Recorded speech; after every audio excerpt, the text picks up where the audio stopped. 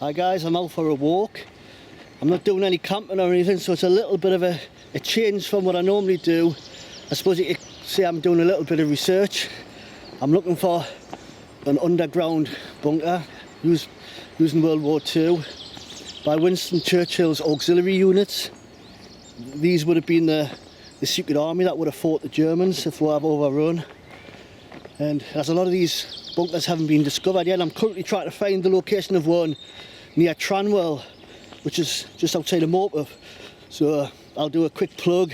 If anybody has any information on the whereabouts of some of these, if they're, you know, if it's on their land, or because a lot of them were blown up after the war to stop kids getting in them, and you know, because they're quite dangerous, you know, to collapse. But there's quite a few of them still standing, especially the ones which are on private land. Like I said, some of them haven't even been discovered yet, and I'm here to find one. That's it there. Looks like it's collapsed.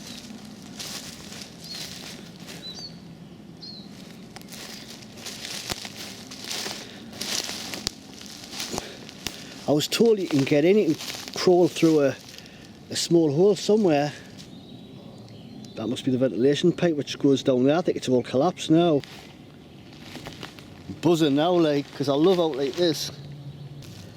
And that's possibly the bolt hole at one end.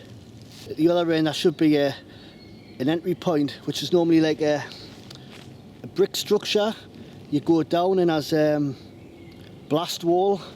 I think they're mostly made the same, like.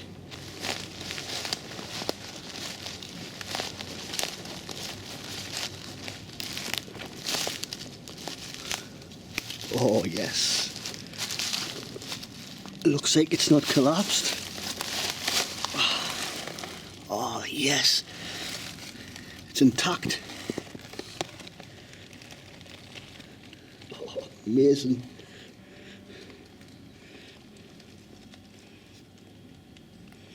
My hands are shaking. The fact that it's still standing and hasn't collapsed out after all these years, it's amazing. But apparently that's what they call the elephant type shelter, made from the type of metal. I'm not going to go farther in, but at the far end you've got a bolt hole. I believe that's where, although that might be the entrance, I don't know. No, that's the bolt hole, that. The escape route.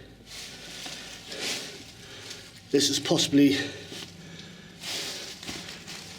this is the way in. I would have thought. It's collapsed, obviously. Right, I'm going to get out of here. And I was going to say the shelter would have housed around 6 men. I was going to say soldiers, but they weren't soldiers. They were just recruited from the local community. They would have been farmers and gamekeepers and, you know, farm workers, that sort of thing. People who knew the area well, who could, you know, when the alarm was given, they would have gone to ground and they would have stayed down here until the Germans had passed over, slept in here through the day, and on a night they would have gone out sabotaging, blowing stuff up, you know, railway lines and targets at the, you know, fuel dumps, that sort of thing, disrupting the enemy. But luckily they didn't have to do it. Absolutely amazing.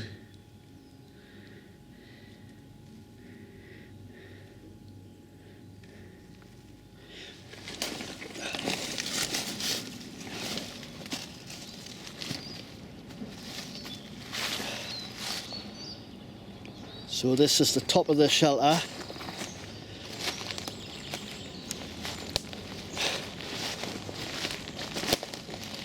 And at the end, where the wall is, this is the bolt hole, the escape route. And that would have gone all the way along there. In a way.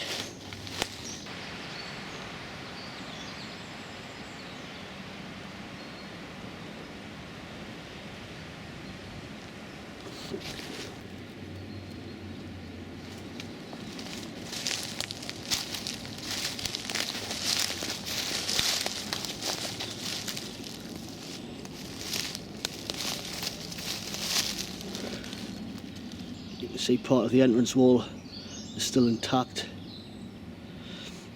And this would have been like a shaft going down, made of brick. And that would have been like blast wall. We're being chased by the Germans and they're getting into the bunker and a grenade was chucked down and offered them some protection from the blast. I would never have found this place if I hadn't been told. So Stephen Lewins, thank you. I'll put these details at the bottom. You know, if anybody has any information on the whereabouts of, you know, any more of these OBs, operational bases, you know, I'd love to hear from you.